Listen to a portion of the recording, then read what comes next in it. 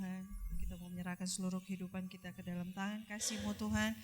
Biar kita boleh menyembah, memuliakan Allah kita dengan sepenuh hati kita. Haleluya Yesus. Sungguh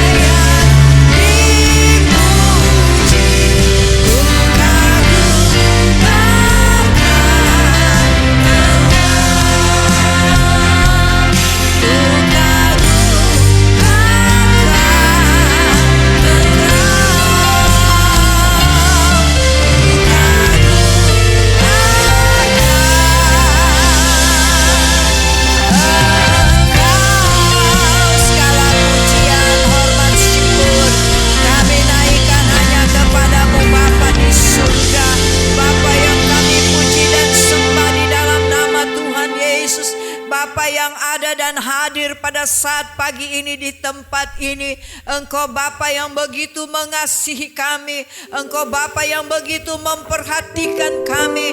Oleh kasih anugerah, oleh karena kuasa Roh Kudus, Engkau sudah menjamah hati kami sehingga kami boleh melangkahkan kaki menuju ke tempat ini untuk memuliakan, membesarkan nama Tuhan, memberi ucapan syukur kepadamu melalui pujian kami.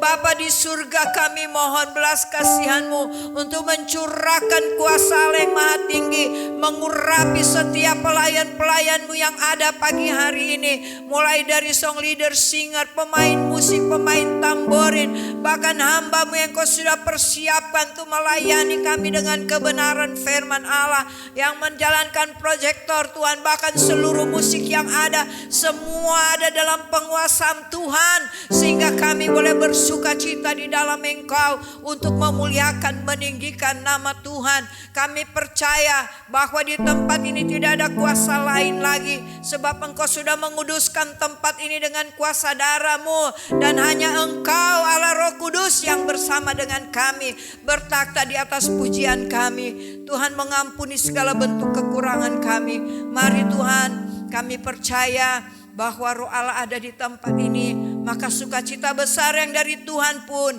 mengalir di tempat ini. Kami berdoa buat saudara-saudara kami yang lain yang masih dalam persiapan perjalanan. Engkau pimpin mereka, Engkau bawa mereka tempat ini untuk bersama kami bersekutu memuliakan nama Tuhan. Terima kasih Bapa, kami serahkan ibadah ini dari permulaan, pertengahan sampai pada akhirnya ke dalam tangan kasih dan kemurahan Tuhan. Dan kami buka di dalam satu nama yang ajaib dan berkuasa, yaitu di dalam nama Tuhan Yesus Kristus. Haleluya, amin.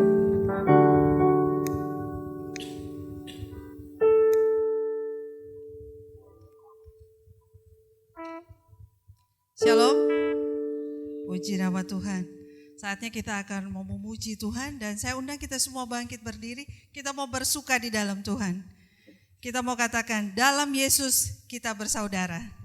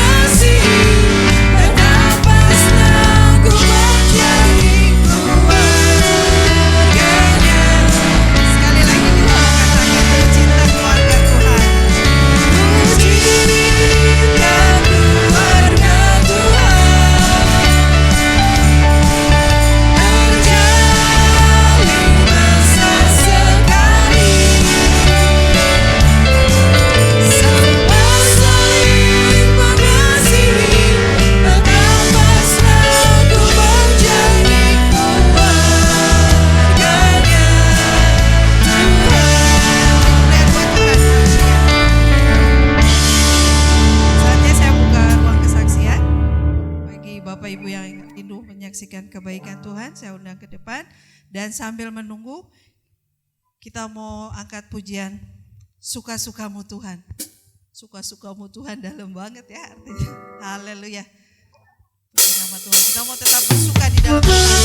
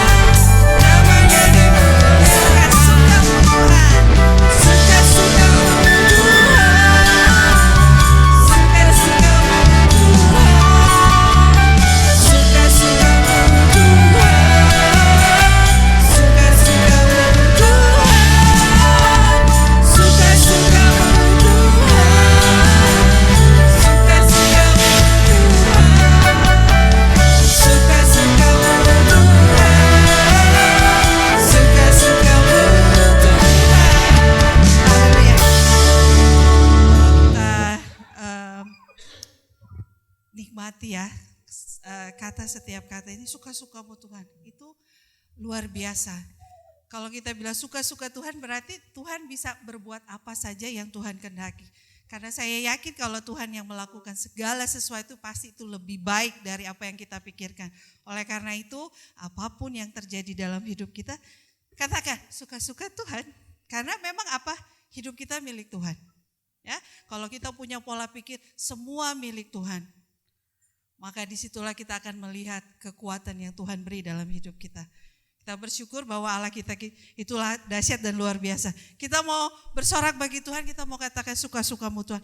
Mau berjoget, mau nari, ayo silakan. Karena kita mau menari bagi Tuhan, bukan mau menari bagi sesama. Haleluya.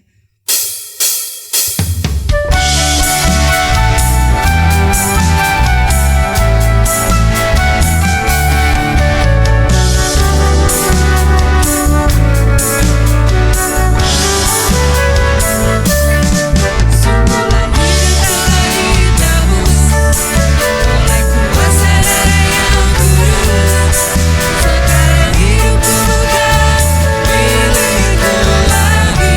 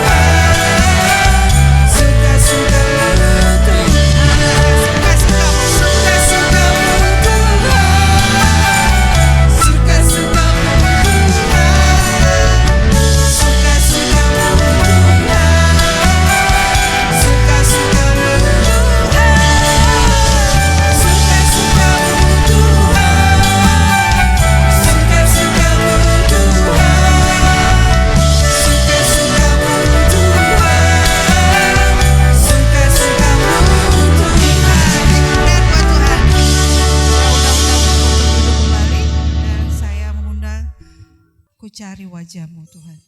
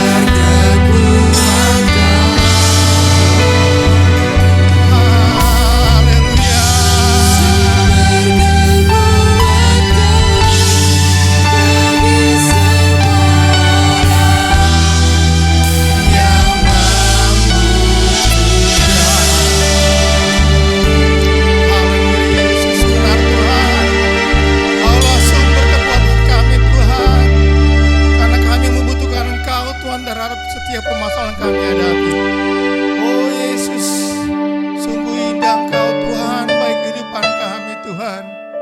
Tiada yang terlebih besar dalam kehidupan kami Tuhan. Karena Engkau begitu besar, lebih daripada permasalahan kami hadapi Tuhan. Kau begitu indah Tuhan, menjaga dengan setia Tuhan. Bahkan Kau melingkupi kami dengan kasih setiamu Tuhan. Terlebih Kau memberkati kami Tuhan. Kau cukupkan segala kebutuhan kami Tuhan. Kau berikan kami Tuhan kemenangan lepas kemenangan Tuhan. Layaklah kami bersyukur kepadamu Tuhan. Karena Engkau sungguh luar biasa dalam kehidupan kami Tuhan. Sungguh tidak dapat kami membalas segala kebaikan-Mu Tuhan. Terima kasih Yesus, terima kasih Tuhan. Terima kasih untuk hari yang indah pada saat ini Tuhan. Kalau kembali Tuhan kami boleh memuji, membesarkan nama-Mu Tuhan. Kami tahu Tuhan, Kau memberikan kami kesempatan Tuhan. Untuk kami bisa berubah Tuhan, mendekatkan hati kami lebih dekat lagi kepadamu Tuhan. Supaya pengharapan kami hanya ada padamu Tuhan. Karena Engkaulah sumber pengharapan kami Tuhan. Terima kasih Yesus, terima kasih Tuhan. Saatnya Tuhan kami akan duduk diam mendengarkan kebenaran daripada sabda-Mu. Mari Bapa, berbicaralah Tuhan bagi kami semua yang rindu dan haus akan kebenaran firman-Mu Tuhan. Karena firman-Mu merupakan iman pengharapan kami Tuhan. Firman-Mu adalah pelita bagi kami Tuhan untuk kami melangkah melewati hari lepas hari Tuhan. Terima kasih Bapa di surga, terima kasih Tuhan materaikan firman-Mu dalam kehidupan kami Tuhan.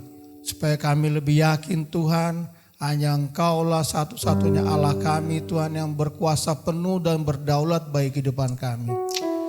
Berkati hamba-Mu Tuhan yang akan melayani firman-Mu Tuhan, kami serahkan di dalam tangan-Mu Tuhan. Urapi dia Tuhan dengan urapan yang khusus dari sorga Tuhan, supaya firman yang diberitakan tidak lalu begitu saja, tetapi boleh tertanam dalam kehidupan kami semua Tuhan. Terima kasih Yesus, kami alaskan doa sembahyang kami dalam nama Tuhan Yesus Kristus. Haleluya, amin. Haleluya, puji Tuhan. Haleluya, puji Tuhan. Ya, kita bersyukur buat pagi hari ini karena kebaikan Tuhan, karena kemurahan Tuhan, kita boleh ada di dalam rumah Tuhan untuk kita boleh memuji dan membesarkan nama Tuhan. Saudara-saudara yang saya kasih di dalam Tuhan Yesus Kristus, pagi hari ini saya ingin berbicara mengenai dimensi. Sudah muncul belum di sini? Dalam beberapa minggu ini saya terpaksa mesti lihat ke belakang karena di depan sana mati. Ada masuk nggak?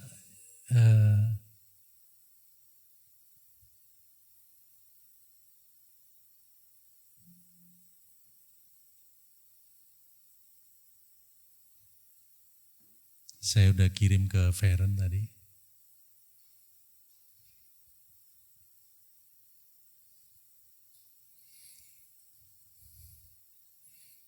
Ya, tentang dimensi kesuksesan Rasul Paulus. Ya, atau dimensi keberhasilan Rasul Paulus. Saudara-saudara, kalau dalam setiap kehidupan kita nggak ada yang punya cita-cita kepingin gagal. Ya, kita semua kepingin berhasil. Ya, kita semua kepingin sukses di dalam kehidupan ini. Nah, ada beberapa hal yang menonjol dari Rasul Paulus. Dia adalah seorang pejuang iman. Ya. Rasul Paulus adalah seorang pejuang iman. Begitu banyak tantangan, aniaya, penderitaan di dalam pelayanan daripada Rasul Paulus. Tetapi Rasul Paulus tidak menjadi lesu ketika menghadapi tantangan. Ya. Ketika menghadapi masalah di dalam pelayanan. Ya. Rasul Paulus dianiaya, dipenjara, Bahkan beberapa kali dia hampir kehilangan nyawanya. Itu dianggap sebuah proses. Ya. Rasul Paulus menganggap itu adalah sebuah proses. Ya. Saya pernah baca satu istilah bahwa orang yang sukses, dia akan menghargai proses. Ya. Orang yang sukses, dia akan menghargai proses. Tetapi orang yang gagal, biasanya banyak protes. Biasanya begitu. Ya. Orang yang gagal, karena terlalu banyak protes, dia nggak mendapatkan sesuatu. Ya. Tapi orang yang sukses, dia biasanya senang di dalam proses. Ya. Nah, Rasul Paulus juga adalah orang yang bertanggung jawab. Ya. Ya, Rasul Paulus adalah seorang yang bertanggung jawab, selalu fokus dalam setiap tugas. Ya, pelayanan yang diemban, Rasul Paulus selalu fokus. Dia bisa memuridkan beberapa orang-orang yang dia muridkan. Ya. Pelayanan yang dibuka terlalu banyak, ya sangat banyak. Bahkan Rasul Paulus dia menetapkan beberapa penetua di dalam pelayanan. Ya. Karena apa? Karena Rasul Paulus dia merasa bahwa dia harus bertanggung jawab kepada Tuhan. Ya. Bukan kepada manusia, tetapi dia bertanggung jawab kepada Tuhan. Dan Rasul Paulus dia juga adalah seorang mentor yang berhasil. Ya. Dia seorang mentor yang berhasil mengajar beberapa pengerjanya, ya, menetapkan tugas-tugas untuk membawa jemaat atau anak Tuhan yang sudah menerima pemberitaan Injil itu tetap setia di dalam Tuhan. Ya. Nah, karena pagi hari ini saya ingin bicara mengenai dimensi kesuksesan Rasul Paulus. Kita lihat satu ayat ya, kita buka satu ayat dalam 2 Korintus 3 ayat yang ke-5. 2 Korintus 3 ayat yang ke-5. Apa yang menjadi pernyataan Paulus di sini? Dengan diri kami sendiri kami tidak sanggup untuk memperhitungkan sesuatu seolah-olah pekerjaan kami sendiri. Tidak, kesanggupan kami adalah pekerjaan Allah. Ya. Saudara-saudara, kalau saudara sudah menjadi orang yang berhasil, kalau saudara menjadi orang yang sukses, dan sebagai anak-anak Tuhan yang punya pengharapan, saudara harus yakin bahwa ke depan akan menjadi orang yang sukses. Ya. Nah, kita belajar dari Rasul Paulus. Kalau kita dibuat oleh Tuhan menjadi berhasil, kalau kita dibuat sukses oleh Tuhan, ya, maka ada 6 dimensi yang kita akan belajar pada pagi hari ini. Ya. Yang pertama kita buka di slide. Ya. Langsung yang pertama. Ya. Yang pertama apa saudara? Baca di belakang sana, saya nggak kebaca. Ada peran yang dari atas. Katakan dari atas. Siapa itu? Tuhan. Ya. Ingat, ketika kita berhasil, ketika kita sukses, karena ada peran dari atas. Ya. Bukan karena kekuatan kita. Ya. Tadi di 2 Korintus 3 ayat 5, ayatnya kita bisa baca di sini, di belakangnya, di bawahnya ini. Ya, saya tulis lagi di situ, bahwa dengan diri kami sendiri kami tidak sanggup untuk memperhitungkan seolah-olah pekerjaan kami sendiri. Tidak. Ya. Kesanggupan kami adalah karena pekerjaan Tuhan. Ya. Yang membuat kita sanggup mengerjakan itu karena ada pekerjaan Allah dalam kehidupan kita. Ya. Makanya saya heran kalau ada pendeta yang bilang begini, perpuluhan itu nggak penting. Ya. Kasih dulu kepada orang tua, kasih dulu kepada tetangga, sanak famili. Ya. Saya berpikir dasarnya di mana itu? Ya.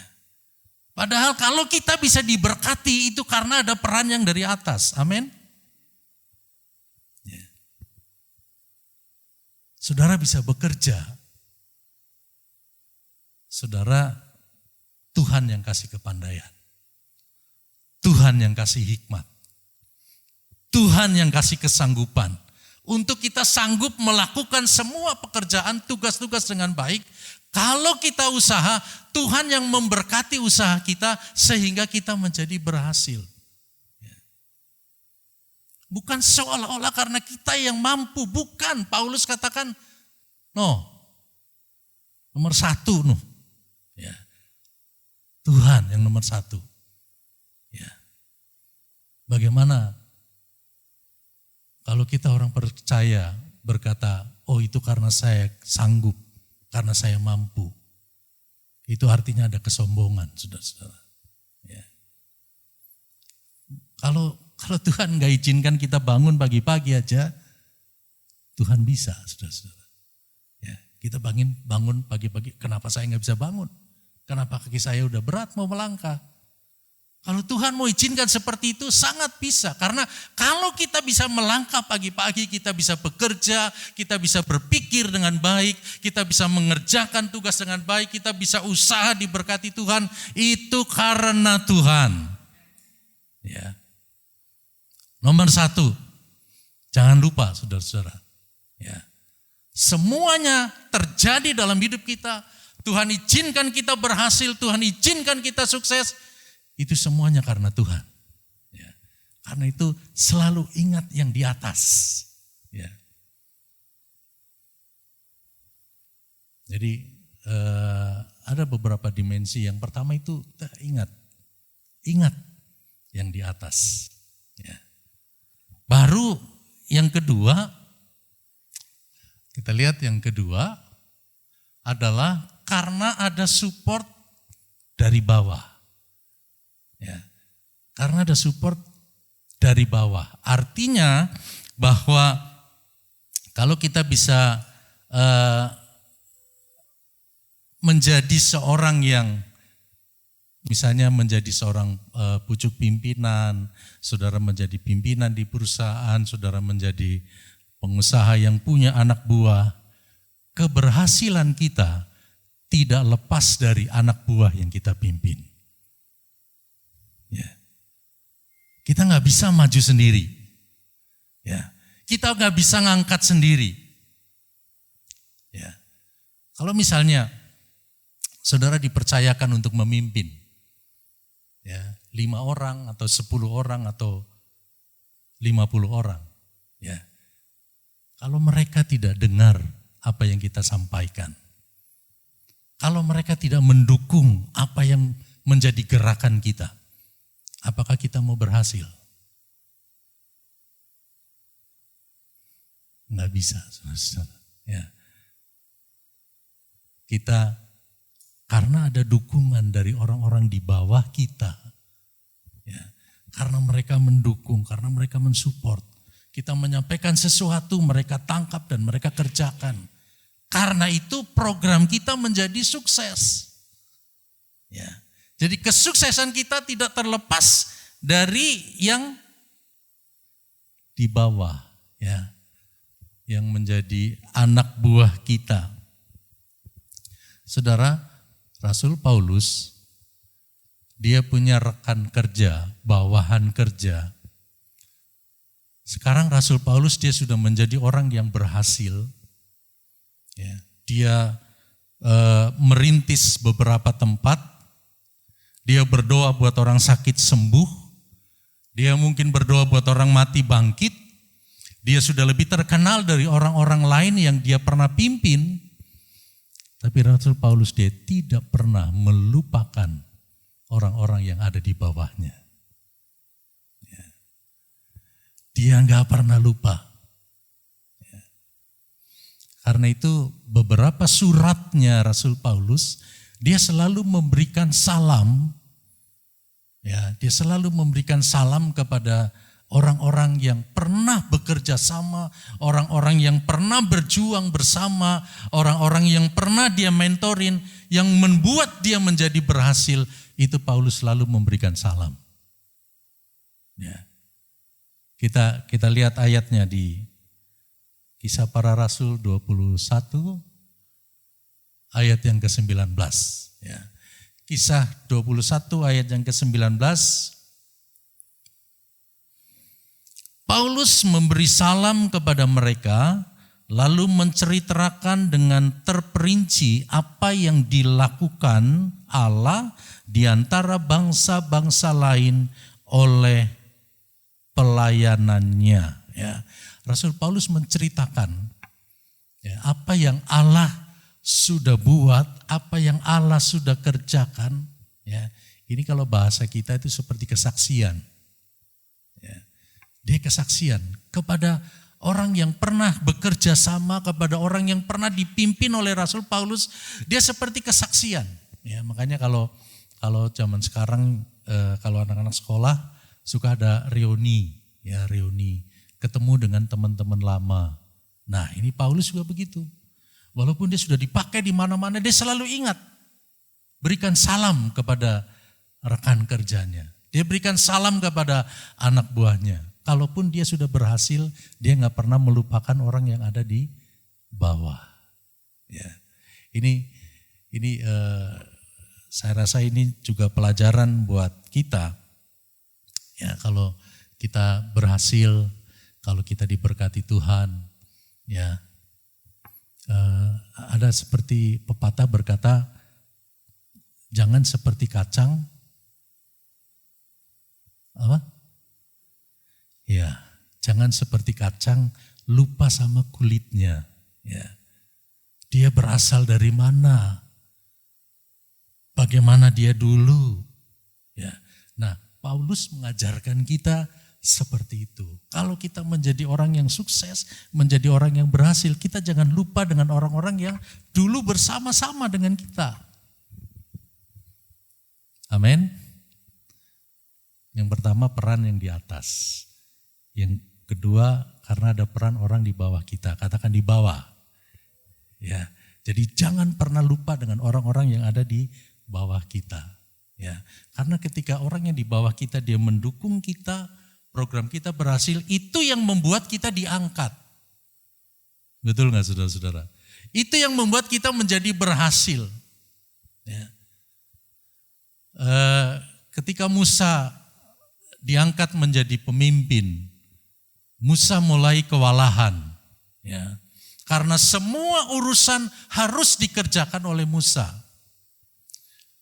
Lalu dia sharing sama mertuanya, Jitro. Ya. Lalu akhirnya dia membentuk ada pemimpin 10, pemimpin 50, pemimpin 100, pemimpin 1000. Ya. Orang-orang yang berhasil di pemimpin 10, satu waktu dia akan diangkat menjadi memimpin yang 50. Ya. Terus yang 50 dia berhasil di situ, berhasil dia memimpin, dia diangkat lagi menjadi pemimpin 100. Ya. Saya ingat dulu punya jemaat kerja di bank, ya. Dia dari pimpinan cabang, berhasil dia menjadi pimpinan cabang, lalu diangkat menjadi pimpinan wilayah. Ya. Begitu dia berhasil di situ lagi terus, ya. Saya selalu kita belajar dari firman Tuhan. Ya. Kita menjadi orang yang sukses, kita menjadi orang yang berhasil. Ingat karena ada anak buah. Ya, ada anak buah. Kita nggak bisa berhasil sendiri. Ada anak buah yang mendukung kita, yang menopang kita. Kadang-kadang di dalam rumah, saudara yang punya ART ya. Sekarang keren banget. Kalau dulu pembantu, sekarang ART, asisten rumah tangga. Ya. Itu itu juga salah satu orang yang berperan membuat kita bisa beraktivitas dengan baik di dalam keluarga kita mungkin. Yang saudara yang punya ART. Tanpa mereka kita harus sibuk masak, kita harus sibuk bersihin tempat dan segala macam. Tapi ada mereka kita menjadi lebih mudah. Yang membuat kita bisa mengerjakan segala sesuatu. Ya. Jadi ada peran yang di atas, tapi juga peran yang orang di bawah kita itu juga nggak bisa kita lupakan. Ya, karena mereka sudah membantu kita sehingga kita bisa bekerja dengan lancar, bisa berhasil, bisa sukses. Dalam Kisah Para Rasul 14 ayat yang ke-21. Kisah 14 ayat yang ke-21. Paulus dan Barnabas memberitakan Injil di kota itu dan memperoleh banyak murid. Lalu kembalilah mereka ke Listra, Ikonium dan Antioquia. Ya, selalu kita lihat, walaupun dia sudah berhasil membuka tempat pelayanan di mana-mana, dia kembali lagi ke Yerusalem, dia kembali lagi ke Ikonia, ke Antioquia. Ya, dia buka di Asia Kecil, dia kembali lagi. Dia nggak lupa awal tempat asalnya. Ya. Penting kadang-kadang kita pulang kampung. Ya. Kadang-kadang ada acara pulang kampung, iya Pak ya. Pak Sagala juga kadang-kadang perlu pulang kampung. Ya.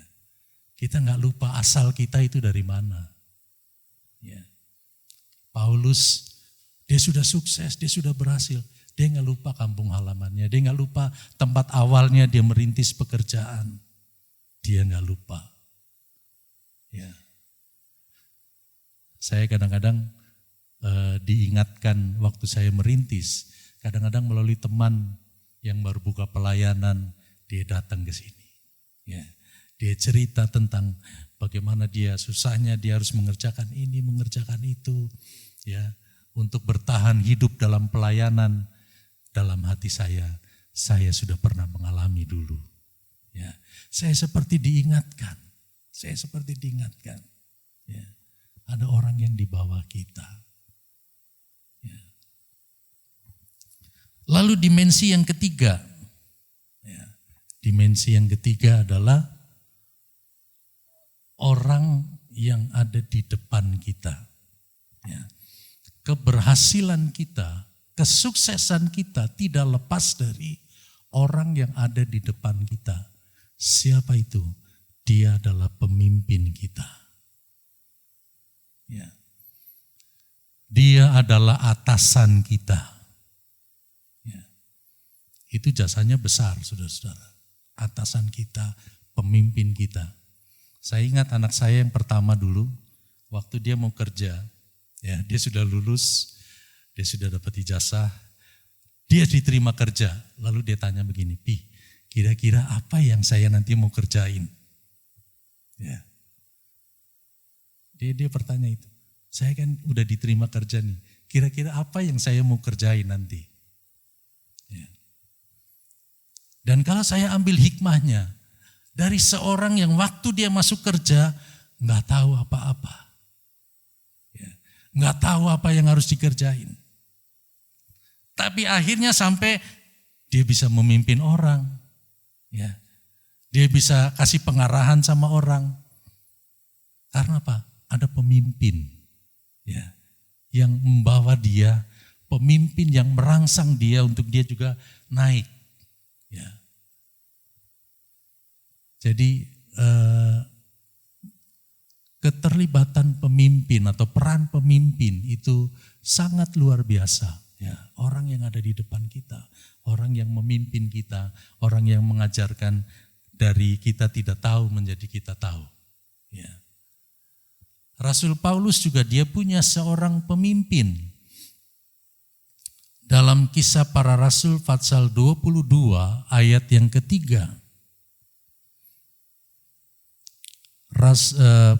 Kisah Para Rasul 22 ayat yang ketiga.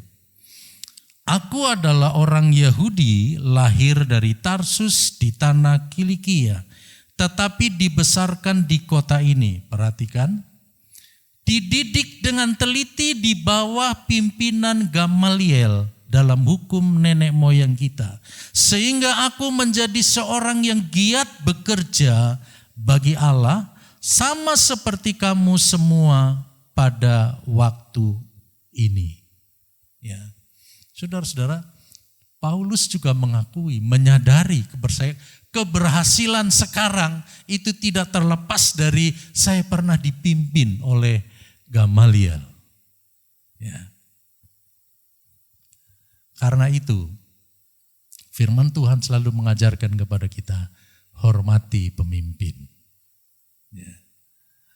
Saudara mungkin sekarang jadi anak buah. Nanti kalau saudara bekerja dengan baik, saudara bertanggung jawab di dalam pekerjaan, dan sampai akhirnya menjadi seorang pemimpin. Ya. Selagi saudara masih jadi anak buah, saudara harus hormat kepada pemimpin. Ya. Harus hormat kepada pemimpin. Karena apa? Satu waktu nanti kita akan jadi pemimpin. Ya. Paulus dia merasa bahwa dididik dengan teliti oleh Gamaliel itu membawa pengaruh di dalam hidupnya, sehingga dia menjadi seorang pemimpin yang terkenal. Ya, dia menulis separuh dari Perjanjian Baru. Itu ditulis oleh Paulus. Ya. Dia bukan hanya seorang yang pahlawan iman, tetapi dia juga adalah seorang yang berhasil menjadi mentor yang baik. Ya. Menetapkan tua-tua sidang, ya. Menetapkan pengerja, ya. Ketika dia harus pergi keluar kota, dia tempatkan, dia tetapkan, diajarkan untuk bagaimana supaya pekerjaan Tuhan tetap berjalan. Ya. Semuanya tidak terlepas dari dia pernah dipimpin dengan teliti oleh Gamaliel. Ya.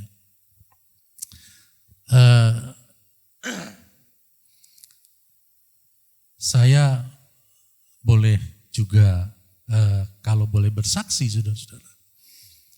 Dari sejak saya masuk SMA, ya, saya sudah terlibat dengan organisasi kegiatan kemahasiswaan, masih SMA. Ya. Saya bergaul dengan anak-anak mahasiswa yang notabene adalah orang yang aktif di organisasi, dan semuanya itu tanpa saya sadari itu menjadi sebuah ilmu di mana waktu saya melayani Tuhan, saya belajar tentang organisasi. Dipercayakan di beberapa organisasi. Ya. Saya dulu dari Komisi Wilayah Pemuda, lalu diangkat jadi Komisi Daerah Pemuda, jadi Ketua Wilayah, jadi Majelis Daerah, sekarang di Komisi Pusat Penginjilan. Ya. Semuanya tidak terlepas dari karena saya pernah belajar. Ya. Waktu saya muda, waktu saya baru SMA kelas 1, saya sudah ikut organisasi-organisasi di kemahasiswaan. Ya. Saya cuma ikut-ikut belajar begitu, ya. Saya ikut dipimpin. Nah, semuanya itu berguna. Ya, semuanya itu berguna. Karena itu keberhasilan Paulus juga dia berkata bahwa tidak terlepas dari saya pernah dipimpin oleh Gamaliel, ya, dengan teliti. Ya. Puji Tuhan kalau saudara sekarang dipercayakan menjadi seorang pemimpin. Ya, saya tadi katakan Musa di dalam Keluaran 18 ayat 25, Keluaran 18 ayat 25, dari seluruh orang Israel, Musa memilih orang-orang cakap dan mengangkat mereka menjadi kepala atas bangsa itu, menjadi pemimpin 1000 orang, pemimpin 100 orang, pemimpin 50 orang, dan pemimpin 10 orang. Ya, jadi ada pemimpin 10, 50, 100, 1000. Ya. Kalau kita dipercayakan menjadi pemimpin, kita harus selalu ingat bawahan kita. Ya, kalau kita sekarang masih jadi bawahan, ingat pemimpin kita. Ya, kita harus hargai karena mau tidak mau kita belajar dari seorang pemimpin untuk nantinya kita dipercayakan menjadi pemimpin yang berhasil dan sukses. Ya. Lalu dimensi yang keempat adalah kalau tadi ada di depan kita, ada orang yang di belakang kita. Ya.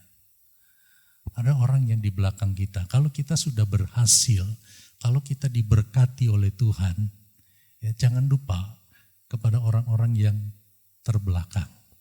Ya. Mungkin ekonominya terbelakang. Saudara harus ingat apa tujuan Allah memberkati kita. Ya. Abraham, Tuhan berjanji kepada Abraham, engkau akan diberkati dan menjadi berkat. Ya. Abraham diberkati oleh Tuhan dan dia menjadi berkat. Ya. Jadi ketika saudara berhasil, saudara sukses, ya, bukan berarti kita harus menikmati segala sesuatunya sendiri, tetapi ada orang-orang yang mungkin dipercayakan oleh Tuhan untuk mereka kita bantu. Ya. Untuk mereka kita tolong.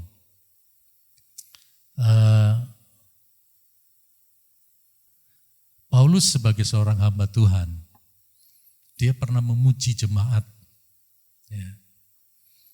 Karena jemaat ini, dia begitu perhatian terhadap pelayanan daripada Paulus.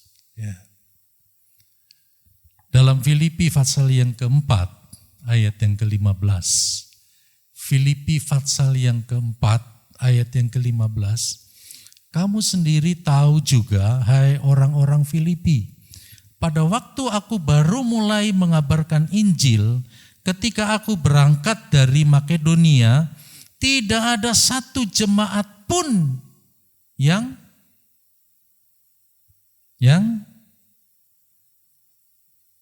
di saya kepotong.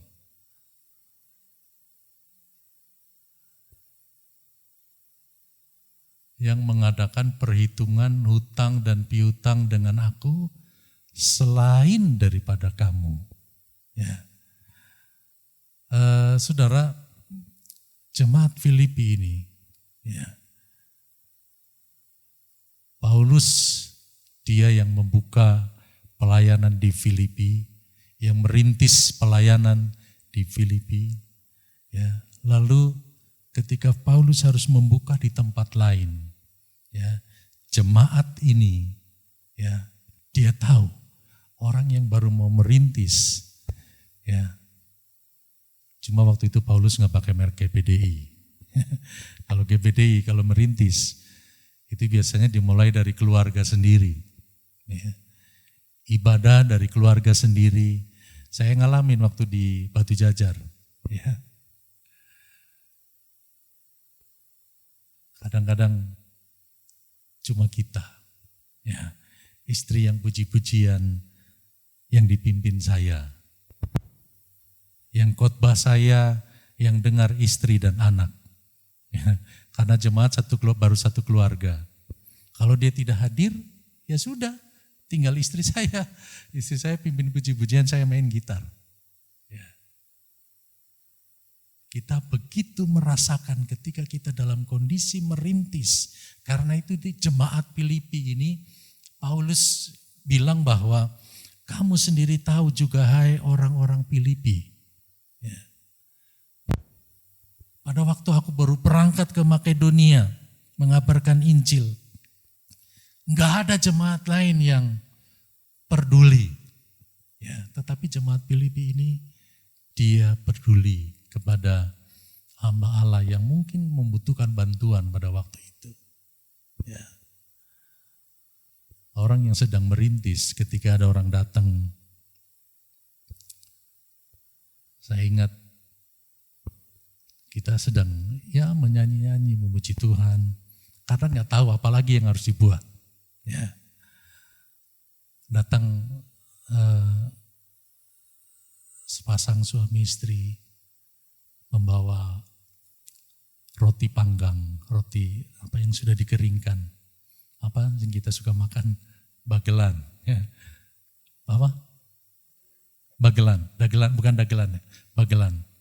Itu roti yang, jadi dia pengusaha roti, biasanya kalau sudah tidak laku dia dipanggang, ya bisa dimakan lagi.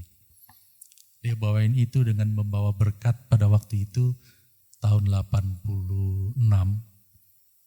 Itu 80.000, rasanya besar sekali, ya. Dan kita merasa, dia seperti gantinya Tuhan gitu, yang seperti menyelamatkan hidup saya, sekeluarga. Ya saudara, bukan saya menjadikan dia Tuhan, tetapi dia seperti Tuhan yang utus dia untuk menyelamatkan kita, gitu. Pada waktu itu kita sedang memang susah. Ya, tiba-tiba ada orang yang datang bawa roti bagelan itu, lalu dia bawa berkat 80.000, saya ingat tahun 86. Ya. Di mana satu hari kalau saya makan dengan ayam itu masih 1.000 perak pada waktu itu. Ya, jadi saudara bisa bayangkan satu orang, katakanlah 2 orang 2.000. Ya, itu 80.000 berarti untuk 40 hari. Ya, untuk hidup 40 hari. Rasanya yang gak tahu besok mau makan apa, tapi ketika ada orang yang datang di saat kita butuh, itu luar biasa saudara-saudara. Nah Tuhan, kalau dia membuat kita berhasil, kita jangan lupa orang yang di bawah kita. Amin. Mungkin mereka memang seperti dipercayakan Tuhan untuk kita tengok, untuk kita tilik, untuk kita lihat. Ya. Saudara harus tahu kalau kita diberkati itu adalah untuk menjadi berkat bagi orang lain. Ya, itu jangan lupa. Ya, karena itu ada dimensi di depan dan di belakang. Ya. Yang berikutnya, dimensi yang berikutnya adalah yang kelima, adalah orang yang ada di samping kanan. Ya. Jadi atas, bawah, muka, belakang, sekarang kanan dulu. Siapa orang yang di sebelah kanan? Pak Sagala, siapa yang di sebelah kanan, Pak? Istri. Istri itu adalah penolong. Ya. Pak Rekson, siapa di sebelah kanan?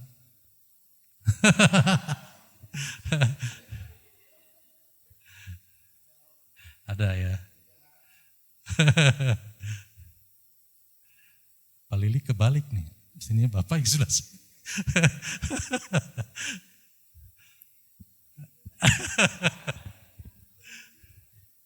Ya. David, ada Ayu yang di sebelah kanan. Ya. Saya kalau duduk di samping kiri, sebelah kanan saya ada istri saya. Keberhasilan seorang suami tidak lepas dari peran seorang istri, betul? Ya. Makanya nggak boleh disia-siakan istri. Ya. Betul saudara-saudara, ini kelihatannya guyon tapi betul. Ya. Orang di sebelah kanan kita, orang yang terdekat dengan kita. Ya. Walaupun satu waktu mungkin harus jauh di mata, dekat di hati, dekat terus dia. Ya. Evan sebelah kanan, ada istri. Ya. Jadi saudara-saudara yang kekasih, peran seorang istri, orang yang terdekat dengan kita, ya dia lebih dari seorang sahabat. Ya. harus menjadi orang yang bisa dipercaya. Ya. Makanya kadang-kadang kita dengar istilah, oh di tangan kanannya, ya, tangan kanannya Soeharto, tangan kanannya Jokowi, adalah orang kepercayaan, orang yang bisa dipercaya. Keberhasilan kita tidak terlepas dari orang yang ada di sebelah kanan kita. Ya.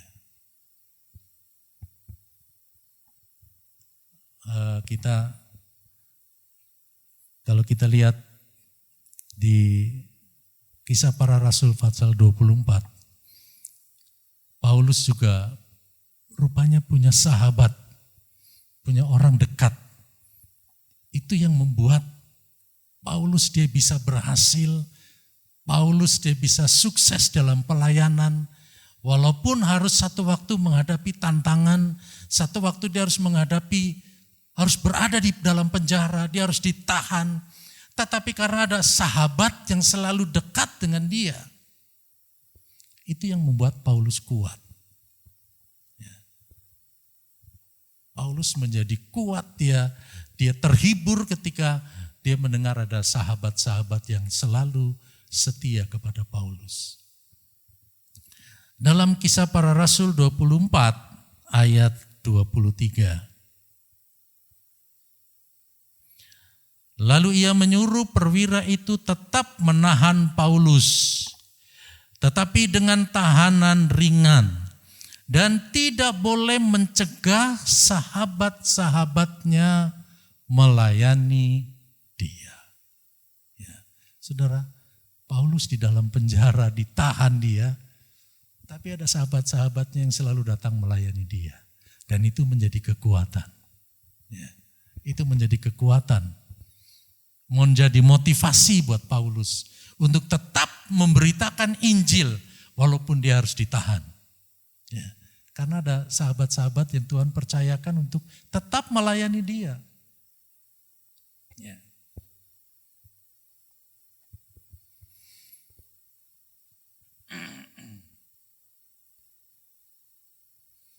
Ada sahabat-sahabat yang Tuhan percayakan untuk mendukung Paulus. Ya. Sehingga Paulus tidak menjadi lemah, tapi dia menjadi tetap kuat. Ya. Istri adalah penolong yang membuat suami tetap kuat. Ya. Kalau ada istri yang sebagai penolong. Ya. Kadang-kadang tidak bisa dibungkiri, istri lebih kuat dari suami. Ya. Karena itu dia disebut penolong. Kalau penolongnya lebih lemah dari suami, bisa jatuh bareng. Ya.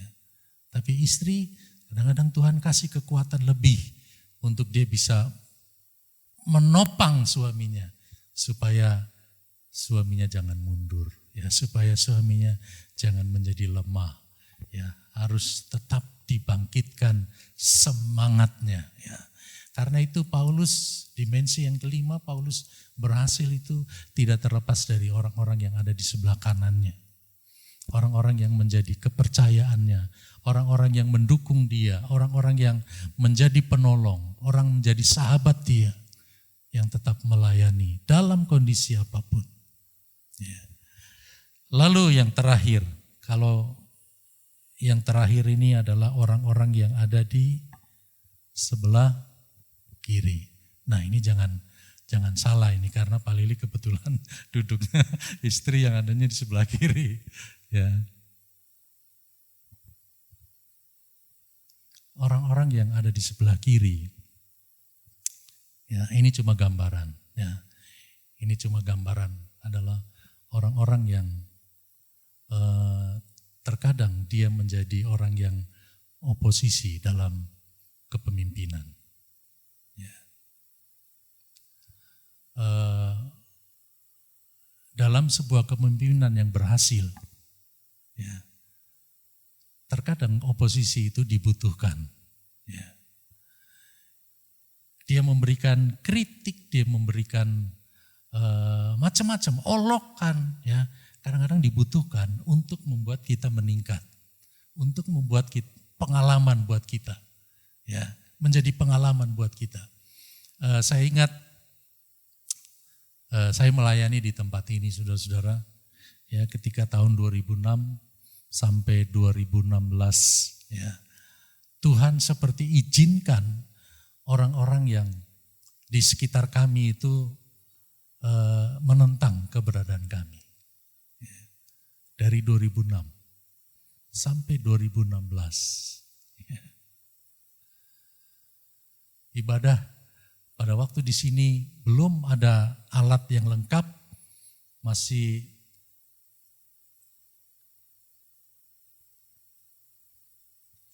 waktu kita belum membangun, kita bebas menggunakan alat musik dengan ibadah pintu terbuka, suara drum mungkin sampai ke masjid depan.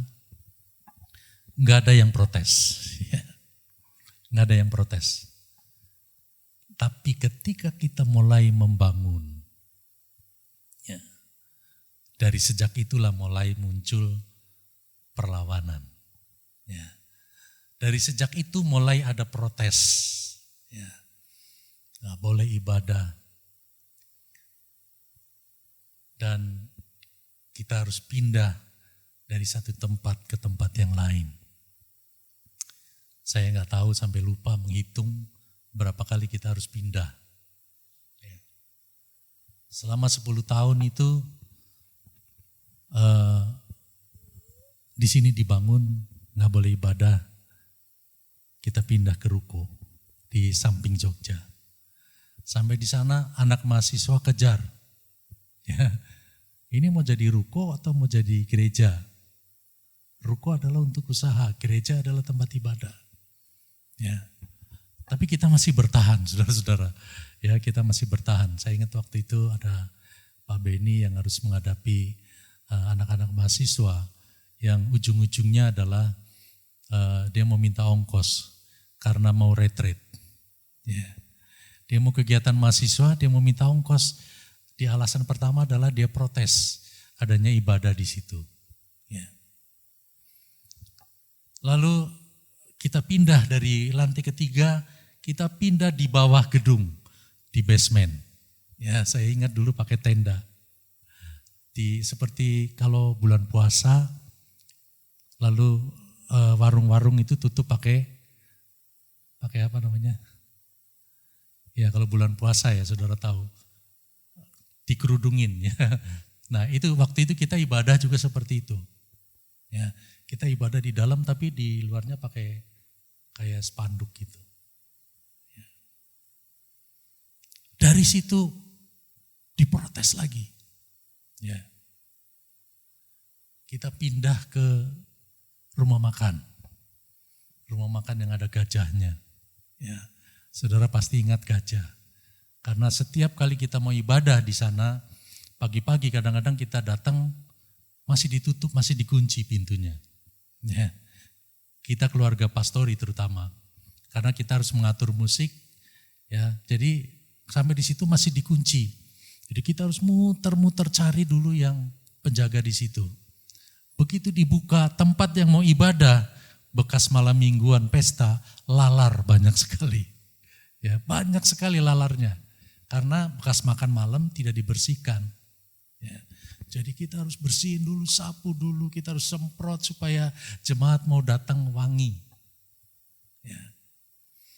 Saya ingat waktu ibadah pertama, bukan cuma saya yang menangis. Semua jemaat ikut menangis pada waktu itu. Karena kita ibadah, ya seperti gimana ya, ruangannya kecil, separuh dari ini. Ya, separuh dari ini, ya seperti saudara lihat kalau di saung-saung, kayak di saung kuring, ya itu kan kecil. Kita ibadah seperti itu, saudara-saudara. Nggak sampai 2 tahun, yang punya restoran dikejar sama orang-orang yang tidak suka dengan kita. Yang punya restoran diancam. Ini mau jadi gereja atau mau jadi restoran. Dia ngomong ke kita, aduh Pak, saya takut Pak. Ya. Akhirnya dari situ pindah lagi ke samping Jogja lagi. Ya, yang kesininya berapa kali balik saya udah lupa. Ya, dari restoran ke sini lagi kalau nggak salah, sini baru 3 bulan didatengin lagi. Ya. Kadang-kadang yang seperti itu diizinkan Tuhan ya untuk kita tetap berdoa.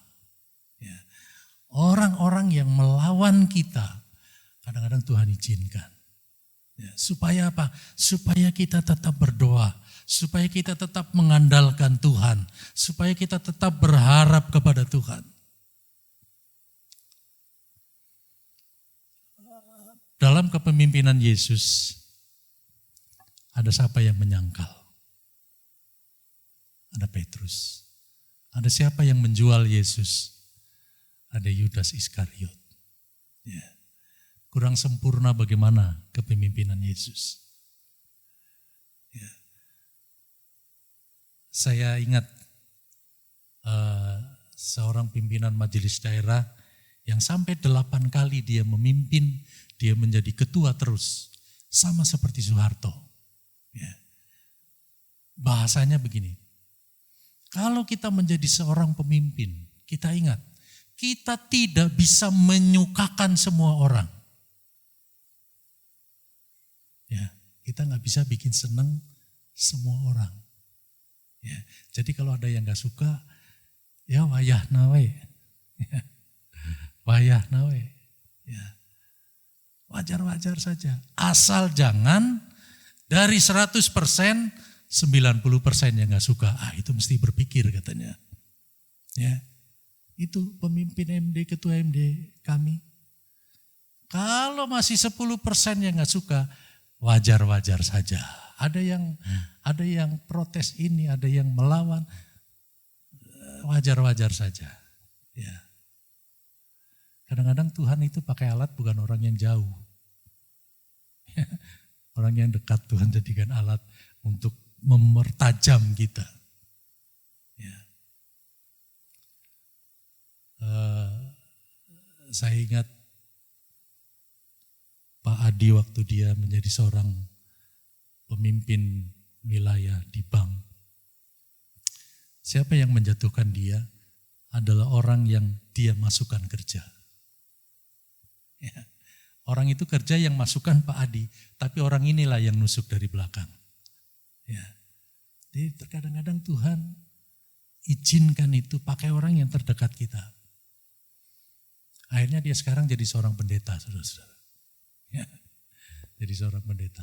Ya, semua yang Tuhan izinkan, ada orang yang melawan kita, yang memusuhi kita, yang tidak suka dengan kita.